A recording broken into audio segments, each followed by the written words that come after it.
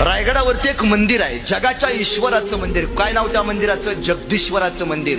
ते मंदिर होळीच्या माळावरती उभं राहायचं, लांबणं बघायचं. ते मंदिर तुम्हाला लांबणं मस्जिदीगत दिसते. आज जे गुगल वरती सर्च करा जगदीश्वराचं मंदिर, का दिसतंय हो मस्जिदीगत? का बांधलं मस्जिदीगत महाराजांनी? तुम्हाला माहितीये आपल्या प्रत्येक हिंदूंच्या मंदिरावरती गोपुर असतात, पण महाराजांनी ते मंदिर मस्जिदीगत बांधलं. महाराजांचा दूरदृष्टिकोन बघा. महाराजांना माहितीये यदा कदाचित मी उद्या असेल किंवा नसेल, पण जेव्हा जेव्हा होईल रायगडावरती आक्रमण होईल तेव्हा तेव्हा मी नसलो तरी रायगडाच्या जगदीश्वराच्या मंदिरातल्या पिंडीला हात लागता कामा नये. महाराजांच्या मृत्यूनंतर रायगड 3दा जाळला गेला. रायगडावरती प्रचंड मोठं लाकडी बांधकाम होतं, आता त्यातला एक लाकूड सुद्धा उरलं नाही.